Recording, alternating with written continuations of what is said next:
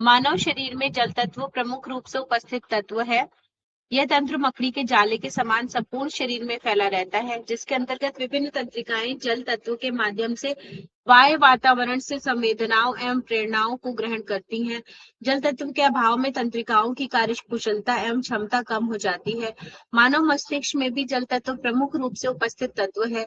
शरीर में जल तत्व के अभाव में विभिन्न प्रकार मस्तिष्क संबंधी रोगों की उत्पत्ति होती है। जल चिकित्सा के अंतर्गत ठंडे जल के प्रयोग से तंत्रिकाओं को बल मिलता है, जबकि गर्म जल के प्रयोग से रक्त संचार तीव्र होने से तंत्रिकाओं की क्रियाशीलता बढ़ती है। विभिन्न प्रकार के तंत्रिकाओं से संबंधित रोगों में जल चिकित्सा का प्रयोग विशेष रूप से लाभकारी प्रभाव रखता है। मस्तिष्क विकारों में भी जल चिकित्सा के प्रयोग से लाभ मिलता है।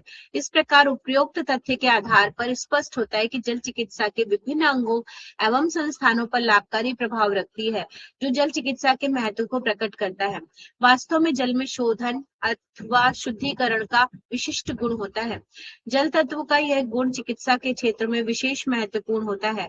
सामान्य रूप से विकृत आहार विहार के सेवन, अनियमित दिनचर्या एवं वायु प्रदूषण आदि कारकों का परिणाम स्वरूप शरीर में विषाक्त पदार्थों की मात्रा बढ़ती चली जाती है। इन विषाक्त तत्वों की बढ़ी हुई मात्रा अंगों की क्रियाशीलता में बाधा उत्पन्न करती है, जिसके परिणाम स्वरूप अंगों से संबंधित तंत्र रोगग्रस्त हो जाते हैं। तंत्र की रोगावस्था को ठीक करने में एवं अंगों की क्रियाशीलता बढ़ाने में जल चिकित्सा बहुत ही महत्वपूर्ण भूमिका वहन करती है। जल चिकित्सा का प्रयोग शरीर के समस्त आंतरिक बाह्य अंगों का शोधन करते हुए उन्हें स्वस्थ एवं क्रियाशील बनाता है। जिज्ञासु पाठकों जल चिकित्सा के लाभकारी प्रभाव एवं महत्व को जानने एवं समझने के लिए आपके मन में जिज्ञासा ध्यान में रखना चाहिए, क्योंकि यहाँ पर जल चिकित्सा का प्रयोग रोगी पुरुषों पर किया जाता है, अतः सावधानियों का ज्ञान होना अत्यंत अनिवार्य है। अब जल चिकित्सा की प्रमुख सावधानियों पर विचार करते हैं। जल चिकित्सा की विधियां: जलपान एवं जलाभिषेक क्रिया, नासिका, पेट, बड़ी आंत, मलाशय में जल प्रक्षालन। शरीर में कफ दोष की विकृत अवस्था में ठंडे जल का अधिक प्रयोग रोगी पर नहीं करना चाहिए। अगर बॉडी में कफ बना हुआ है, तीव्र सर्दी, खांसी, बुखार, जुकाम, टॉन्सिल, टीबी, दमा, जोड़ों में दर्द व सूजन, कमर दर्द, गठिया व आर्थराइटिस आदि रोगों की तीव्र अवस्था में रोगी पर ठंडे जल का प्रयोग करने से रोग अति तीव्र अवस्था को प्राप्त हो जाता है। अतः इन रोगों में ठंडे जल का प्रयोग अत्यंत सावधानी पूर्वक अथवा नहीं करना चाहिए। ये क्लास ले रही हूँ, कुछ इंपॉर्टेंट। ठंडे जल के प्रयोग से गठिया एवं आर्थराइटिस रोगी के जोड़ों में दर्द एवं सूजन बढ़ जाता है। ठीक है, तो इस तरह की कोई भी चीज जिसमें कफ जमा है, खांसी आ रही है, नजला है, जुकाम है, बुखार है, तो इसमें ठंडे जल का प्रयोग करेंगे तो तकलीफ बढ़ जाएगी। आर्थराइटिस है, गठिया है, कभी कभी मैं अपने पेशेंट्स को सेम ट्रीटमेंट लिखती हूँ, पर आर्थराइटिस से रिलेटेड, पेन से रिलेटेड, सूजन से रिलेटेड पेशेंट्स हैं, तो हम कहते हैं वही सारे ट्रीटमेंट गर्म पानी में देने हैं। और अगर कहीं डिप्रेशन, एंजाइटी है, लो एनर्जी है, तो हम कहते हैं वही सारे ट्रीटमेंट आपको ठंडे पानी में देने हैं। ठीक है, तो डिपेंड्स करता है कि आप किस तरह का मरीज है और किस तरह की प्रॉब्लम से सफर कर रहा है और उसके अंदर कौन सा दोष है। उच्च रक्तचाप, हृदय रोगी, मिर्गी एवं मानसिक तनाव से ग्रस्त रोगी को गर्म जल का उपचार अत्यंत सावधानी पूर्वक अथवा नहीं देना चाहिए। इस प्रकार के रोगियों को गर्म जल का उपचार देने से रक्तचाप, हृदय गति एवं चयापचय दर असामान्य रूप से बढ़ जाती है, जिसके परिणाम स्वरूप रोग की तीव्रता बढ़ जाती है एवं रोगी स्वयं को अधिक असहज महसूस करने लगता है। अतः इन रोगियों को गर्म जल का उपचार नहीं देना चाहिए। ठीक है, मतलब नॉर्मल हो सकता है, ठंडे की तरफ हो सकता है, पर गर्म जल का उपचार नहीं देंगे। अगर डिप्रेशन है, एंजाइटी है, तो हमेशा ठंडे जल की तरफ ले जाते हैं हम। उच्च रक्तचाप है तो गर्म जल का प्रयोग कहाँ कर रहे हैं? पैरों में। सिर पे ठंडे पानी का प्रयोग कर रहे हैं। मानसिक तनाव से ग्रस्त रोगी है तो ठंडे पानी का इस्तेमाल कर रहे हैं, इसलिए ये इंपॉर्टेंट है। यदि गर्म जल के उपचार के तुरंत बाद ठंडे जल का उपचार भी रोगी को देना है, तो सदैव उपचार का प्रारंभ गर्म जल के साथ करना चाहिए और ठंडे जल पे खत्म करना चाहिए, क्योंकि बॉडी के टेम्परेचर को आपने लास्ट में ठंडे जल पे खत्म कर दिया। गर्म जल का उपचार देने देने से अत्यंत सावधानी रखनी चाहिए। गर्म जल का उपचार देने के पूर्व रोगी को 1 से 2 ग्लास सामान्य तापक्रम का जल पिलाकर ही उपचार देना चाहिए। इसके साथ साथ रोगी को सिर पर ठंडे जल में अच्छी प्रकार भिगो लेने के उपरांत ही गर्म उपचार जैसे भाप स्नान, गर्म कटी स्नान, गर्म रीढ़ स्नान आदि देने चाहिए।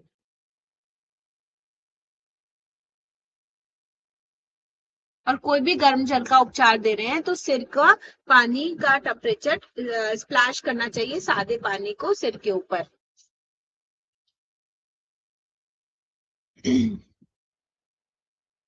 गर्म जल का प्रयोग गर्दन के ऊपर के भाग में नहीं करना चाहिए। विशेष रूप से सिर, आंखों पर गर्म जल का प्रयोग कदापि नहीं करना चाहिए। भाप स्नान जैसे गर्म उपचार में भी सिर को बाहर रखते हुए गर्मी से बचाना चाहिए। रोगी की अति तीव्र अवस्था, गंभीर जीर्ण रोग से ग्रस्त रोगी, वृद्ध रोगी एवं गर्भवती स्त्री पर अधिक गर्म एवं ठंडे जल का प्रयोग अत्यंत सावधानी पूर्वक करना चाहिए। इस प्रकार की अवस्था में एकदम से गर्म एवं ठंडे जल का प्रयोग रोगी पर नहीं करना चाहिए। ठंडे जल के प्रयोग करने से पूर्व शरीर को थोड़ा गर्म और ऊर्जावान बनाकर ही ठंडे जल का प्रयोग करना चाहिए। ठंडे जल के उपचार के उपरांत रोगी को एकदम से आराम नहीं करना चाहिए, अपितु रोगी कुछ समय के लिए टहलना एवं भ्रमण करना चाहिए। जल चिकित्सा के अंतर्गत भाप एवं बर्फ के प्रयोग में अत्यंत सावधानी बरतनी चाहिए। भाप मतलब पानी के एक्सट्रीम स्टेज और बर्फ मतलब फिर इधर 0 डिग्री की तरफ, तो दोनों का उपयोग भी सावधानी पूर्वक होना चाहिए। बर्फ एवं भाप के प्रयोग से तंत्रिका तंत्र की तंत्रिकाओं का सीधा प्रभाव पड़ता है, अतः इनका प्रयोग सावधानी पूर्वक होना चाहिए। रक्तस्राव की अवस्था में गर्म जल का प्रयोग नहीं करना चाहिए। आंतों में घाव एवं आंतों में अल्सर की अवस्था में गर्म जल का आंतरिक प्रयोग जैसे कुंजल क्रिया एवं एनिमा आदि नहीं करने चाहिए। गर्म जल के अधिक लंबे समय तक प्रयोग करने से, ये हमने आपको बताया था कि अगर कहीं भी इंटरनली रक्तस्राव है, एसिडिटी है, अल्सर है, तो अगर आप गर्म जल का प्रयोग से कुंजल करा दें कहीं तो भयानक नुकसान होता है, इवन एनिमा में भी होता है। तो दोनों ही कंडीशन में गर्म जल नुकसानदायक है। गर्म जल के अधिक लंबे समय तक प्रयोग करने से त्वचा की सबसे बाहरी परत को हानि पहुंचने लगती है। जब अधिक गर्म जल के लंबे समय तक प्रयोग करने से त्वचा में उपस्थित संवेदी तंत्रिकाएं मृत होने लगती हैं, जिसके कारण त्वचा एवं शरीर में संवेदनहीनता की अवस्था उत्पन्न होती है। इसके साथ साथ गर्म जल का अधिक लंबे समय तक प्रयोग करने से मांसपेशियों का स्वाभाविक बल जब कुछ गड़बड़ लिखा है, कम होने लगता है, त्वचा लटकने लगती है। अच्छा, आपने कभी कभी देखा होगा कि त्वचा एकदम झुर्रियां ज्यादा पड़ रही हैं, लटक रही हैं, तो बहुत सारी बार इंसान सिर्फ गर्म पानी से नहाता है, तो वो भी सही नहीं है। और आपने एक बात अनुभव किया होगा कि जितने भी अघोरी वगैरह होते हैं वो नहाते ही नहीं है। तो जो संवेदना डेवलप होती है उनकी त्वचा में, संवेदना इन द सेंस वाइब्रेशंस, कि वो इतनी दूर बैठे व्यक्ति की वाइब्रेशंस पकड़ते हैं, उनके ज्ञान के भंडार बढ़ जाते हैं, क्योंकि त्वचा संवेदनशील है। मतलब उन्होंने उस ऊर्जा को बढ़ा रखा है, गंदा कर करके है ना। तो वो उस ऊर्जा को भुना रहे हैं जो ऊर्जा डेवलप हो रही है। अभी इसमें क्या कह रहे हैं कि अगर आप जरूरत से ज्यादा डिटॉक्स करते हैं, जरूरत से ज्यादा त्वचा पे गर्म या ठंडे जल का लगातार प्रयोग करते हैं, गर्म जल का, तो त्वचा संवेदनहीन हो जाती है और लटक जाती है। तो इसलिए करना है तो गर्म ठंडे का प्रयोग करना है, और करना है तो सामान्य पानी का प्रयोग करना है।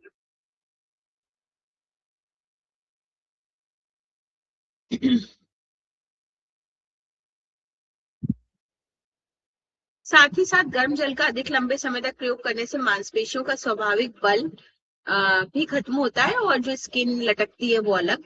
जल चिकित्सा सदैव खाली पेट ही करनी चाहिए। जल चिकित्सा के तुरंत बाद कुछ नहीं खाना चाहिए, अपितु कम से कम आधे से 1 घंटे के उपरांत ही कुछ आहार ग्रहण करना चाहिए।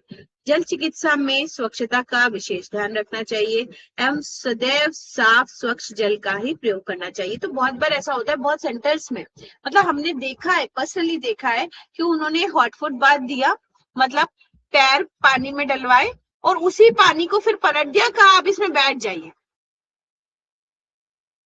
तो जो टॉक्सिन्स आपकी बॉडी के पैरों से निकले वो सारे के सारे आप फिर उसी में बैठे हुए हो। तो पानी कहीं ना कहीं एब्जॉर्ब भी तो हो रहा है आपके रोमकूपों के माध्यम से और डिटॉक्स भी कर रहा है। तो ना तो मिट्टी ना तो पानी, दोबारा से रीयूज अपने ही शरीर पे भी रीयूज नहीं करना है, कोशिश पर।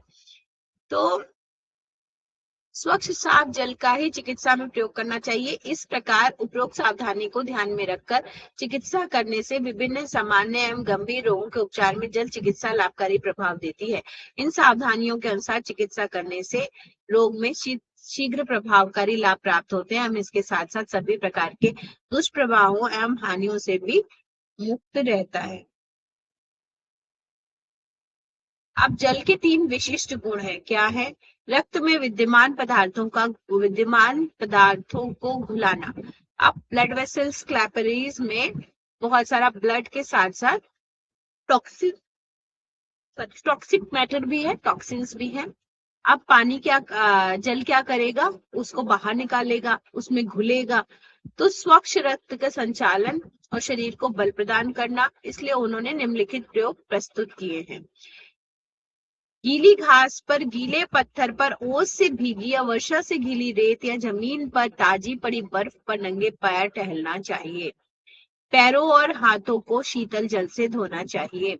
घुटनों पर धार से पानी डालना अर्थात अभिसिंचन करना चाहिए। प्रत्येक ठंडे जल के प्रयोग के बाद व्यायाम या श्रम के द्वारा शरीर में गर्मी लानी चाहिए। भारत में जल चिकित्सा की लुई पुणे की पुस्तक न्यू साइंस ऑफ हीलिंग के साथ आई। उनका मत था कि सभी रोगों का कारण एक है और उन सबकी चिकित्सा भी एक है। उन्होंने स्नान, वाष्प स्नान आदि स्नानों पर विशेष बल दिया है। एडोल्जिस्ट ने जल चिकित्सा में मिट्टी के व्यापक प्रयोग का उल्लेख किया है। उन्होंने आहार नियंत्रण पर भी बल दिया है। मिट्टी में विजातीय विघ्नों के और कीटाणुओं से उत्पन्न गर्मी को रुग्ण स्थान से खींच लेने की भारी शक्ति है। अतः उन्होंने चोट, घाव, जलना, फोड़े, फुंसी, दाद, खाज, एक्जिमा आदि चर्म रोग, बिच्छू, सांप आदि के काटने पर तथा हड्डी के टूट जाने पर गीली मिट्टी का प्रयोग लाभदायक है। जल ही जीवन है, अर्थात जल हमारे जीवन का आधार है। ये आर्यवर्धक रसायन है। इसमें 2 तत्व प्रमुख हैं, हाइड्रोजन, सोम और ऑक्सीजन, अग्नि। अतः जल दोषनाशक और शोधक दोनों है। वैज्ञानिकों ने मानव शरीर तथा उसके विभिन्न अंगों के विश्लेषण द्वारा बताया कि जल शरीर में 70% लार, 99% मूत्र, 93% पित्त, 88% रक्त और 79% मांसपेशियों में, 75% पसीने में, 56.8% हड्डी में। जैसा कि हमें लगता है हड्डी तो सूखी होती है, इसमें कहाँ वाटर होगा, पर उसमें भी पानी है। और हड्डी में 13% विद्यमान है। और मांसपेशियों में देखिए सबसे ज्यादा, अगर उसको पर्याप्त पानी नहीं मिलेगा तो उसमें लचीलापन नहीं रह पाएगा। अतः शरीर में जल का संतुलन बनाए रखना आवश्यक है, अन्यथा विभिन्न रोगों का जन्म होता है। कुछ प्रमुख विधियां इस प्रकार है। टब बाथ क्या है? टब बाथ का अर्थ है रोगग्रस्त अंग को पानी में भिगोया जाए। इस प्रकार टब या बड़े पात्र में पानी भरकर उसमें व्यक्ति बैठता है। निर्धारित समय तक टब में बैठने से पानी का प्रभाव उसके शरीर और अंगों पर पड़ता है। परिणाम स्वरूप व्यक्ति के रोगग्रस्त अंग निरोग हो जाते हैं और धीरे धीरे शरीर निरोग होकर स्वस्थ एवं पुष्ट हो जाता है। कटी स्नान यह लुई पुणे की आविष्कृत चिकित्सा विधि है। टब तथा बड़ा टीन का बर्तन लेना चाहिए, उसमें ठंडा पानी इतना भरना चाहिए जिससे बैठने पर जल नाभि तक आ जाए। पैर टब के बाहर रखते हैं, कपड़े से पेट को धीरे धीरे मलते हैं। ऐसा 5 से 10 मिनट तक कर दें। बाद में गर्मी के लिए व्यायाम या श्रम करें। इससे गर्मी तथा दस्त ठीक होते हैं, मोटापा दूर होता है, खून शुद्ध होता है, स्नायुमंडल को लाभ होता है, उच्च रक्तचाप में भी लाभ होता है। इससे पेट की वायु निकल जाती है, पाचन शक्ति प्रबल होती है, रक्त प्रवाह नियमित होता है और बल प्राप्त होता है। पाद स्नान, इसके लिए पिंडली या घुटने तक गहरे पानी में 1 से 3 मिनट तक खड़ा रहना होता है। इससे शरीर में ताजगी आती है और शक्ति बढ़ती है। इससे नाड़ी दुर्बलता, रक्ताल्पता, सिर और गर्दन के रोग, व्रण, घाव, संधिवात, गठिया व पैरों के समस्त रोग दूर होते हैं। अर्ध स्नान, टब में बैठने पर जल पेट तक पहुंचे, पानी ठंडा होना चाहिए, 1 मिनट से 3 मिनट तक करें, इससे अधिक नहीं। इससे पानी में निचले भाग की विकृतियां और रोग समूल नष्ट हो जाते हैं। इससे आंतें बलिष्ठ होती हैं, शरीर की वृद्धि होती है, वायु, उदरसूल, हिस्टीरिया आदि रोग नष्ट होते हैं। सहज धारा स्नान या फव्वारे का स्नान शरीर में शीतलता लाने के लिए उत्तम साधन है। इसमें मानसिक और शारीरिक शांति मिलती है और रोग निरोधक शक्ति आती है। घुटने पर धारा प्रवाह, धारापात मतलब घुटने पर पानी डालना। तो जब आप थके हुए आते हैं घर के अंदर, तो बाहर एक टैप लगा होता है जिसपे लोग पैर धोते थे, तो अमूमन पैर धोने की बजाय घुटने के नीचे तक का पिंडलियों का हिस्से पे पानी जाना चाहिए। 2 से 10 मिनट इसका टाइम है। अव्वल तो ये सारी चीजें बहुत प्रैक्टिकल अप्रोच से पॉसिबल नहीं है। एक सेकेंड, हाँ नहीं बताएं। नमस्ते। हाँ हाँ। अच्छा। हाँ हाँ। तो वो 6 से 6:30 करना है ऐसा?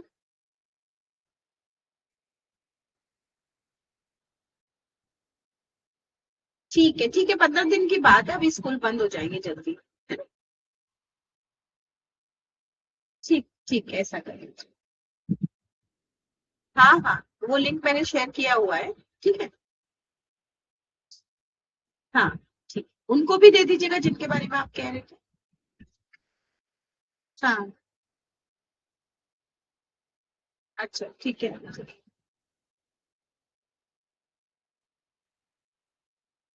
ठीक ठीक ठीक है, नमस्ते। एनिमा आंतों की धुलाई और सफाई के लिए एनिमा विधि है। एनिमा विधि आपको पता है, जल चिकित्सा का प्राण है। जिन्हें कब्ज की शिकायत रहती है उन्हें सप्ताह में एक बार एनिमा लेने से लाभ होता है। इसका अधिक प्रयोग हानिकारक है। मिट्टी की पट्टी का प्रयोग, जल चिकित्सा में मिट्टी भी सहायक है। स्वच्छ मिट्टी खूब ठंडे पानी में भिगोकर गाढ़ा सान लें। रुग्ण स्थान पर इसकी आधा इंच मोटी तह बनाकर रखें और ऊपर से कपड़ा बांध दें। आवश्यकता अनुसार आधे घंटे बाद पट्टी बदल लें। जुस्ट का कथन है कि गीली मिट्टी की पट्टी चोट, घाव, आग से जलने, फोड़े, फिलसी, दाद, खाज, एक्जिमा, बिच्छू आदि के काटने पर विशेष लाभप्रद है। पेट पर मिट्टी की ठंडी पट्टी बांधने से ज्वर, दस्त, हैजा, बवासीर, पेचिस, कब्ज आदि ठीक होते हैं। यह भोजन से 1 घंटा पूर्व या 2.5 घंटे बाद बांधनी चाहिए। ठीक है। पेट पर कोई भी चिकित्सा करेंगे हम तो 3 घंटे 4 घंटे तक का गैप हमेशा कहते हैं। खाना खाया हुआ है तो आप 4 घंटे का गैप रखिए। इसमें 2.5 घंटे की बात कही गई है मिट्टी की पट्टी के लिए, तो मिनिमम 2.5 और मैक्सिमम आप मतलब भर का टाइम रखिए कि पेट का खाना डाइजेस्ट हो गया हो। तो ये भी है कि किस प्रकार का खाना आपने खाया है, उस हिसाब से आप उस ड्यूरेशन को रखेंगे। उषा पान के बारे में हमने आपको बता ही दिया। सुबह उठकर कोसा, गुनगुना या सादा तांबे का पानी पीना है, उषा पान कहलाता है। जिसमें शौच मोशन जाने से पहले पिया जाता है और दूसरा ब्रश करने से भी पहले पिया जाता है, बैठ कर पिया जाता है। नेत्र ज्योति बढ़ती है, शरीर में स्फूर्ति आती है, दिल फेफड़े सब दुरुस्त रहते हैं। तैरना, जल में तैरना उत्तम व्यायाम है। इसमें हाथ प्रकार पैर का अच्छा व्यायाम हो जाता है। नसों में स्फूर्ति आती है, मन और मस्तिष्क नया जीवन आता है। रक्त प्रवाह में प्रगति होती है, भूख भी अच्छी लगती है। आंखों के रोगों की चिकित्सा, लाल फिटकिरी के ऊपर पतली धार से पानी डालना और आई ग्लास में उसका लोशन लेकर क्रमशः दोनों आंखों को धोना। एक आंख को हाथ से बंद करके दूसरी आंख को आई ग्लास में डुबोना और 8 से 10 बार खोलना बंद करना। जल बदलकर इसी प्रकार दूसरी आंख को धोना चाहिए। इससे आंख की बीमारियां दूर होती हैं और नियमित रूप से प्रतिदिन एक बार करने से आंख में कोई बीमारी नहीं होती। उदर क्रमियम उदर रोग, ताजी पड़ी हुई बर्फ को गुड़ के साथ खाने से पेट के सभी कीड़े मर जाते हैं। वर्षा का शुद्ध जल उपवास आदि के समय पान करने से शरीर प्राय सभी रोग दूर हो जाते हैं। ज्वर के में क्या होता है, शीतल जल की पट्टी रखने से ताप निमन हो जाता है, बेहोशी दूर होती है। गीली पट्टी को भी ज्वर ज्वर का ताप कम करती है। स्वप्न दोष क्या है, ये है, इसको कहते हैं सिट्स जेनाइटल बात। जेनाइटल बात क्या है, कि सिर्फ जेनाइटल ऑर्गन्स पर ठंडे पानी से डालकर धोना। प्रमेय क्या है? जो स्त्रियों के प्रमेय, पुरुषों और स्त्रियों के प्रमेय रोग को दूर करने के लिए कटि स्नान उत्तम उपाय है। कटि स्नान और शिश्न स्नान वीर्य संबंधी रोगों के लिए लाभदायक है। ठीक है, जिसमें स्पर्म काउंट कम हो, स्पर्म इफेक्टिव ना हो, इनफर्टिलिटी हो, उस केस में हिप बाथ है और जेनाइटल बाथ बहुत ही फायदा करता है। चर्म रोग, वर्षा के स्वच्छ जल में स्नान करना और रोगग्रस्त अंग पर शीतल जल की धार डालना चर्म रोग को नष्ट करता है। ठीक है, जलपान, आधुनिक चिकित्सा शास्त्रों का मत है कि पर्याप्त मात्रा में जल, एक इंसिडेंट मुझे याद है कि एक बार एक बहुत ज्यादा चेहरे पर किसी के red red red red red red हो गया, बड़ी सारे डॉक्टर, लोशन सब। जब मैंने 4-5 दिन बाद देखा तो मैंने कहा आप सिर्फ आप हर 2 घंटे पे ठंडा ठंडा कोल्ड पैक लगाइए, गीली एकदम ठंडी टॉवेल, और सिर्फ 1 मिनट के लिए लगाइए। हर 2 घंटे पे ये करने से मात्र 1 दिन में कोई एलोवेरा जेल नहीं, कोई लोशन नहीं, कोई नारियल का तेल नहीं, कुछ भी नहीं, कुछ भी नहीं लगवाया चेहरे पे, और वो एलर्जी एकदम कंट्रोल हो चुकी थी 1 दिन के अंदर। हर 1 घंटे पे सिर्फ 1 मिनट 1.5 मिनट का कोल्ड इम्प्लीमेंटेशन। तो टेक्निकल तरीके से थेरेप्यूटिकली अगर आप ट्रीटमेंट एडवाइस करते हैं तो फायदा होता है, पर आप सोचो कि एक ही बार कोई पैक लगवा दिया फायदा हो जाए, तो वैसा नहीं होता। पर्याप्त मात्रा में जल ना पीने से मनुष्य को सैकड़ों रोग हो जाते हैं, अतः प्रत्येक मनुष्य को दिन में कम से कम 2 लीटर पानी पीना चाहिए। जल शरीर के अंदर सभी दूषित तत्वों को बाहर निकाल देता है और शरीर को स्वस्थ रखता है। इस प्रकार से विभिन्न रंग की बोतलों में सूर्य की किरणों में रखा जल औषधि के रूप में हो जाता है। यह विविध रोगों की चिकित्सा के काम आता है। पट्टी, छाती की पट्टी, धड़ की पट्टी, पैरों की पट्टी, बर्फ की पट्टी, जल की पट्टी, गीली पट्टी। ठीक, अभी आपको एक पट्टी दिखा ही देते हैं। सिमरन,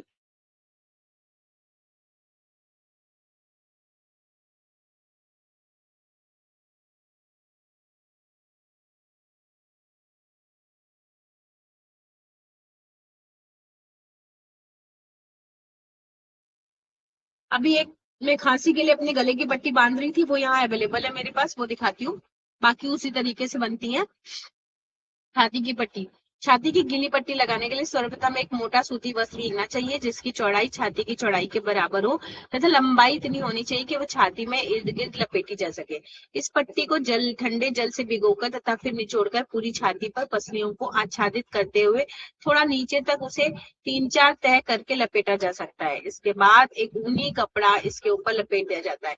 इस पट्टी को इसी अवस्था में 3 से 4 घंटे तक रखा जा सकता है। अरे यहाँ पे जो पट्टी लटकी हुई थी, एक नीली वाली एक सूती, तुमको पता है इसको रोल करके रखना।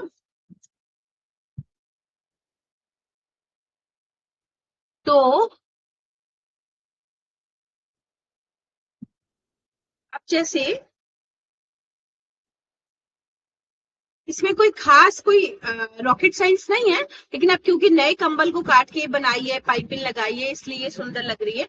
तो ये जो है ये सूती पट्टी है, सूती चादर, अच्छी सूती चादर, उसको साइड से मोड़ा हुआ है अच्छे से। तो इसको पहले तो आप, पहला कंडीशन ये कि इसको आप फोल्ड करो।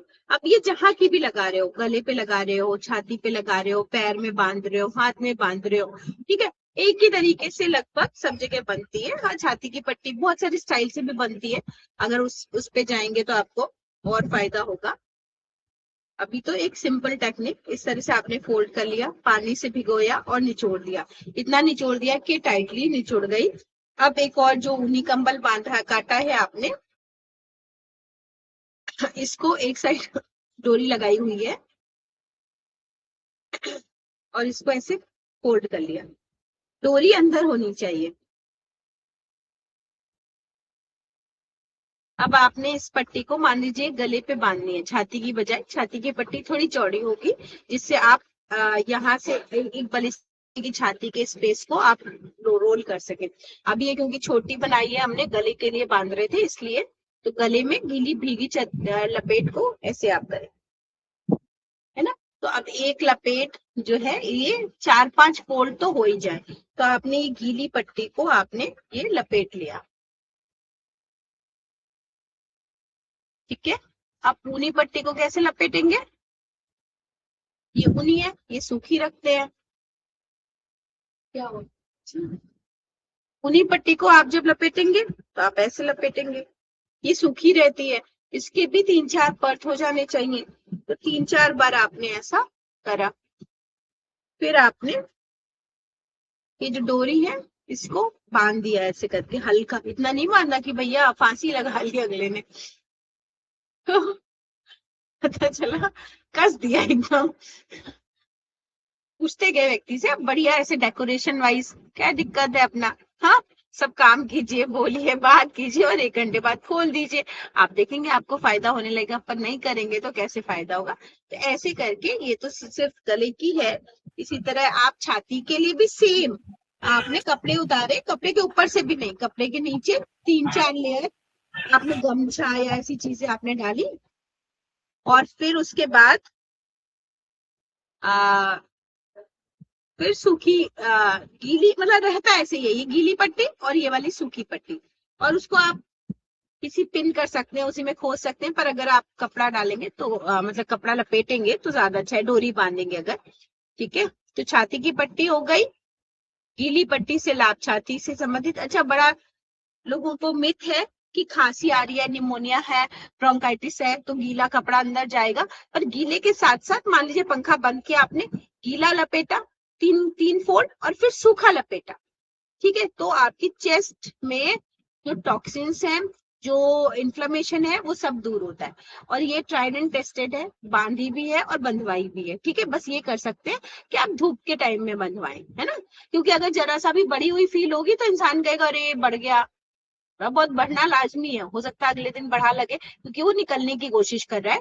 और नेचुरोपैथी में हम सप्रेस नहीं कर रहे, टॉक्सिन्स को बाहर निकालने की कोशिश कर रहे हैं।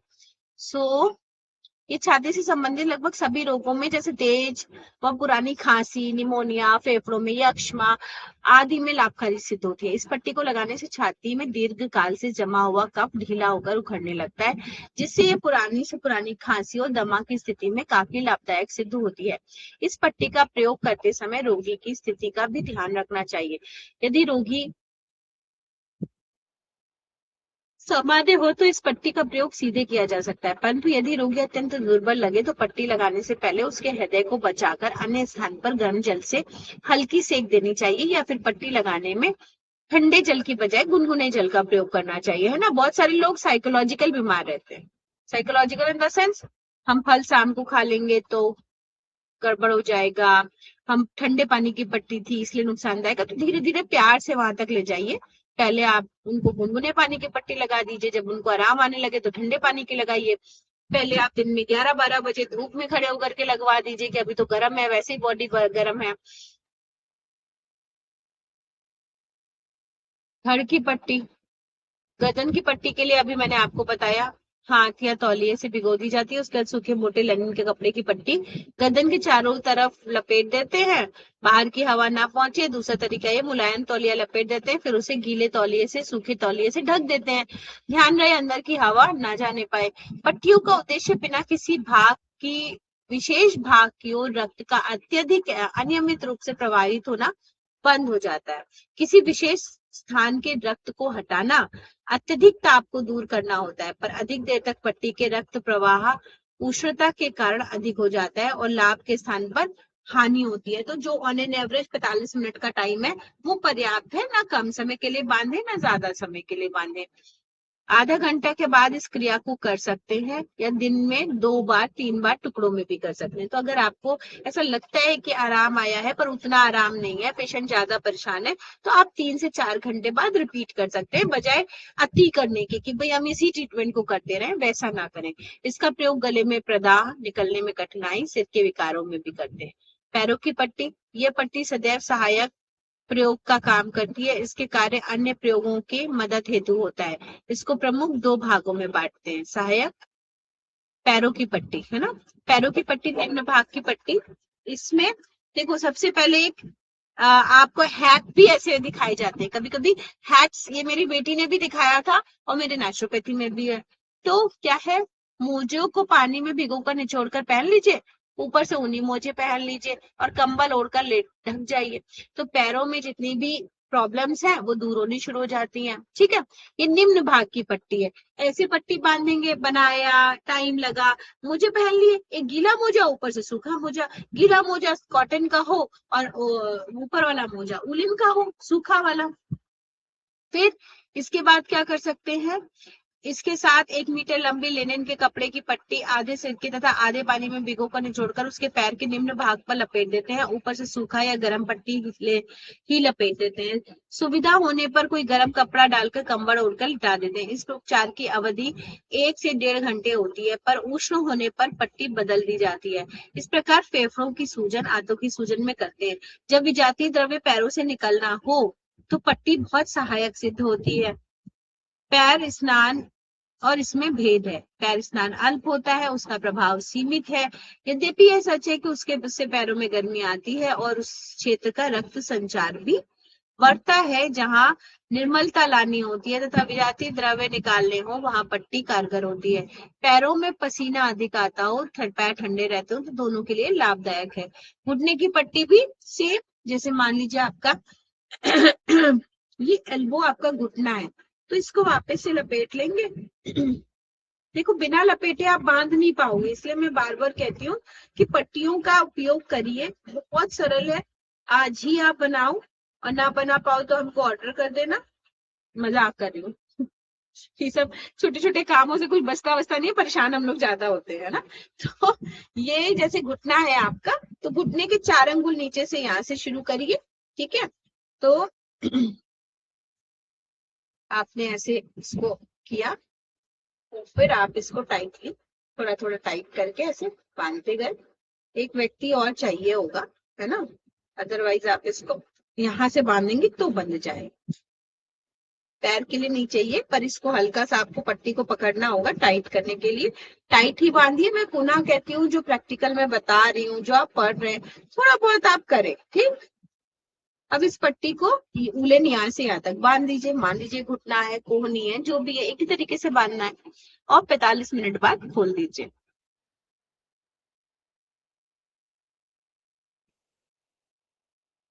चार 4 अंगुल ऊपर, 4 अंगुल कटा हुआ है, 4 अंगुल ऊपर 4 अंगुल नीचे का हिस्सा शामिल करते हैं किसी भी बोन को, किसी भी हड्डी की जगह को प्रॉब्लम से दूर करने के लिए। एक आधा आधा ऊपर नीचे बढ़ाकर। अच्छा, जब भी आप ऊनी ऊनी ब्लैंकेट लपेटते हैं तो ऐसा ना हो इतना ऊपर से दिख रहा है, इतना नीचे से दिख रहा है। ऊनी इसको ओवरलैप करना चाहिए, मतलब गीला जो पानी है ये बाहर की हवा इसमें प्रवेश ना करे।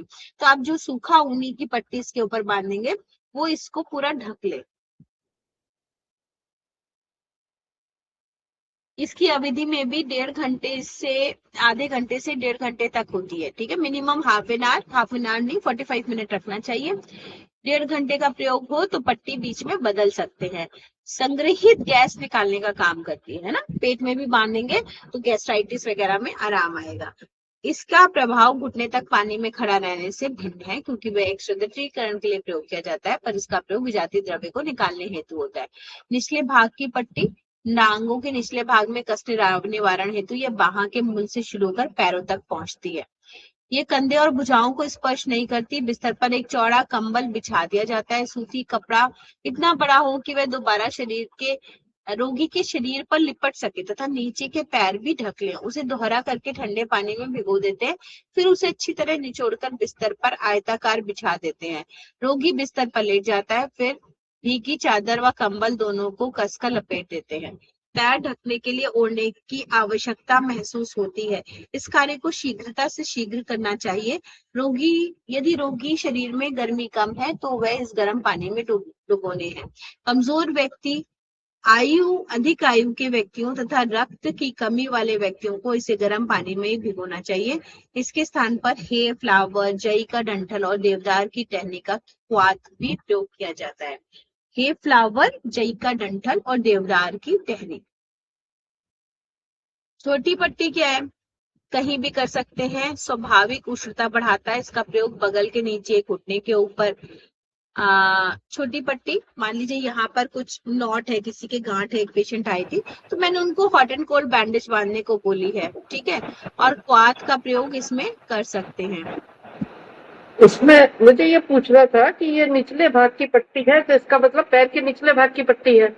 हाँ हाँ लेकिन इसमें ये चीज गलत है, फिर ये वहां के मूल से शुरू होकर के, हाँ तो हाँ वहां गलत है। तो यहाँ से मूल से कैसे शुरू होगी? हाँ, नहीं वो जो होगी है ये। हमारे हिप से जा सकती है नीचे हाँ तक। हाँ हाँ हाँ हाँ, ये गलत है, प्रिंट में प्रिंट है। हाँ वहां के नहीं, जैसे कूल्हे का मूल जो होता है ना, तो हाँ हिप हाँ जॉइंट जहां से खत्म हुआ वहां से आप नीचे तक बांधेंगे, हाँ ठीक है। जैसे हम लोग पूरे पैर की बांधते हैं, ठीक है। हाँ।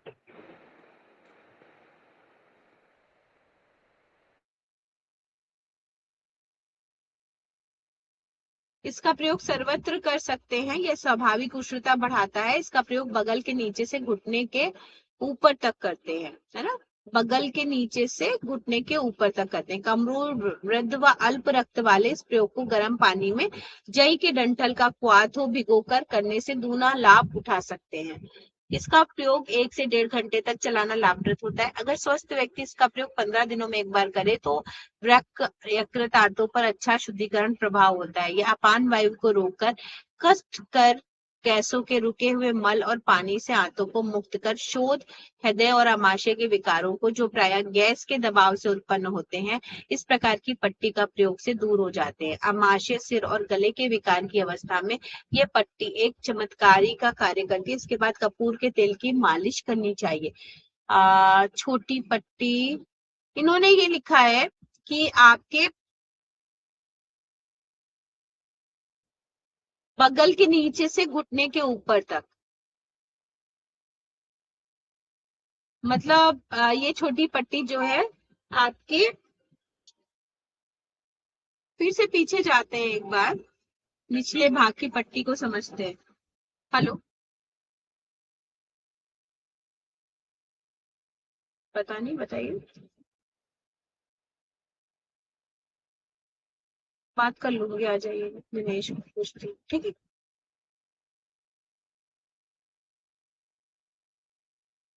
ठीक। इसका प्रयोग टांगों तथा निचले भाग के कष्ट निवारण हेतु करते हैं। ये बाह के मूल से शुरू होकर पैरों तक पहुंचती है। ये कंधे और भुजाओं को स्पर्श नहीं